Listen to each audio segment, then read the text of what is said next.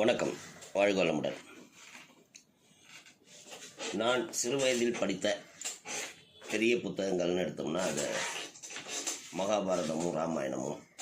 எனக்கு மகாபாரதத்தில் பீமன் கேரக்டரும் ராமாயணத்தில் அனுமன் கேரக்டரும் ரொம்ப பிடிக்கும்.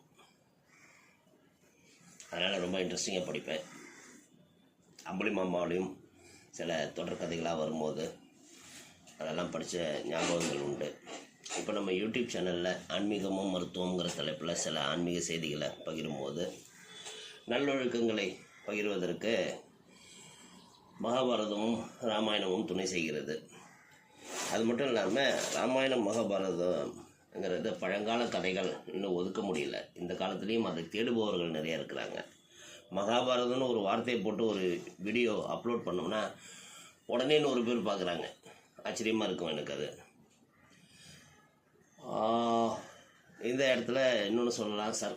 நம்மளோட சேனல்ஸை சப்ஸ்கிரைப் பண்ணி வச்சுருக்கிறவங்க 7000க்கு மேலே இருந்தாலும் நம்மளோட வீடியோஸ் பார்க்குறவங்க எல்லாருமே வெளியாட்கள் தான். 0.some% பீப்புள் தான் சப்ஸ்கிரைப் பண்ணவங்க அதை ஓப்பன் பண்ணி பார்க்குறாங்க.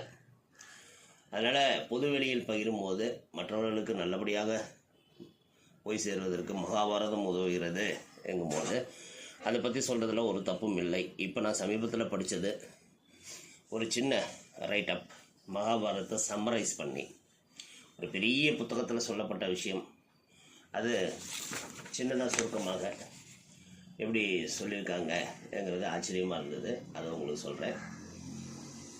சுமார் 5 லட்சம் வசனங்களை கொண்ட மகாபாரதத்தின் சாராம்சத்தை வெறும் 9 வாக்கியங்களில் புரிந்து கொள்ளலாம்.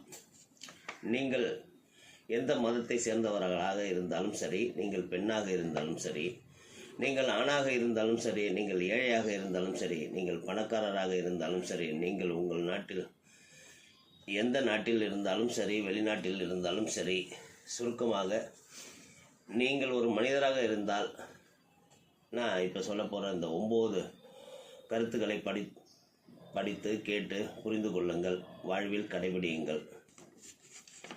உங்கள் குழந்தைகளின் நியாயமற்ற கோரிக்கைகள் மற்றும் ஆசைகளை நீங்கள் சரியான நேரத்தில் கட்டுப்படுத்தவில்லை என்றால் நீங்கள் வாழ்க்கையில் ஆதரவற்றவர்களாகி விடுவீர்கள். இது கௌரவர்களுக்கு பொருந்தும்.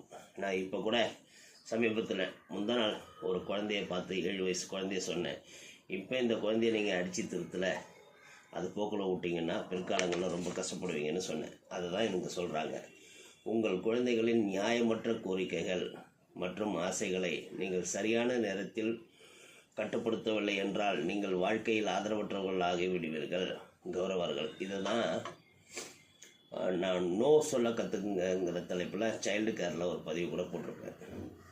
நீங்கள் 2வது கருத்து, நீங்கள் எவ்வளவு பலசாலியாக இருந்தாலும் அநீதியை ஆதரித்தால் உங்கள் பலம், ஆயுதங்கள், திறமைகள், வரங்கள், ஆசிகள் அனைத்தும் பயனற்றதாகிவிடும். இது கர்ணனுக்கு பொருந்தும்.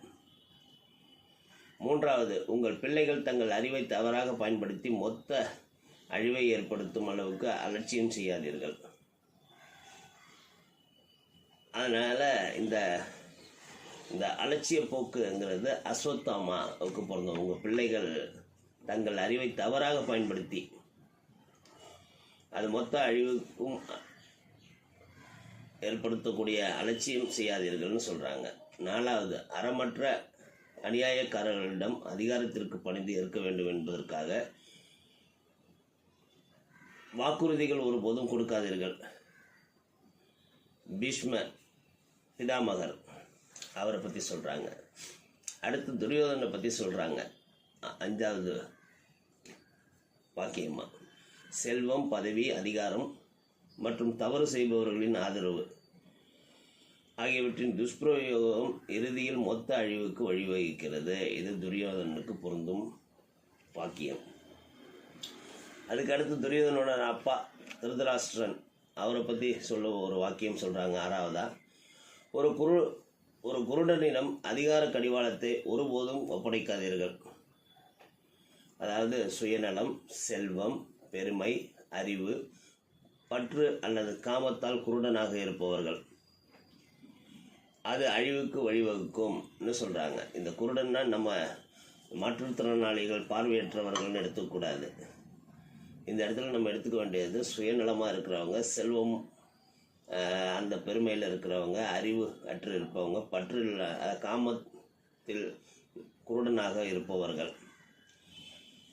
அவர்கள் கையில் ஆட்சி அதிகாரத்தை கொடுத்தா அது அழிவுக்கு வழிவகுக்கும்னு சொல்கிறாங்க. 7வதா, அறிவுடன் ஞானமும் இறைவன் துணையும் இருந்தால், அறிவுடன் ஞானமும் இறைவன் துணையும் இருந்தால் நிச்சயம் வெற்றி பெறுவீர்கள். இது அர்ஜுனனுக்கு பொருந்தும். வஞ்சகமும் சூதும் உங்களை எல்லா நேரங்களிலும் எல்லா விஷயங்களிலும் வெற்றிக்கு அழைத்து செல்லாது. எப்போதும் ஜெயிக்க முடியாது இந்த வஞ்சகம் சூது வச்சுக்கிட்டு. இது சகுனிக்கு பொருந்தும்.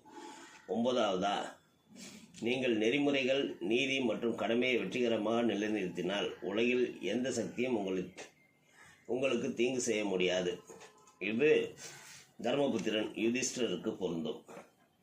அந்த மாதிரி இந்த 9 வாக்கியங்கள் இதை எடுத்து எலாபரேட் பண்ணால் தான் அந்த மகாபாரதங்கிற கதை உருவாகும். அந்த அளவுக்கு ரொம்ப ஸ்கிரிப்டியாக சம்மரைஸ் பண்ணியிருக்கிறாங்க. அதனால் இது மகாபாரத கதையை சம்மரைஸ் பண்ணியிருக்காதீங்கன்னு நினைக்காதீங்க. நம்மளுக்குள்ளேயும் இவ்வளோ பேரும் இருக்கிறாங்க. அதனால் நான் வாக்கியத்தில் சொன்ன மாதிரி உங்கள் குழந்தைகளின் நியாயமற்ற கோரிக்கைகள் மற்றும் ஆசைகள் நீங்கள் சரியான நேரத்தில் கட்டுப்படுத்தவில்லை என்றால் நீங்கள் வாழ்க்கையில் ஆதரவற்றவர்களாகி விடுவீர்கள். என்ன சொல்கிற அந்த முதல் பகுதி இருக்குது இல்லையா, இதை நம்ம வாழ்வியலில் கடைபிடிக்க ஆரம்பித்தோம்னாலே ரொம்ப பெரிய மாற்றங்கள் நம்ம குடும்பத்துக்குள்ளே வரும். வாழ்க வளமுடன்.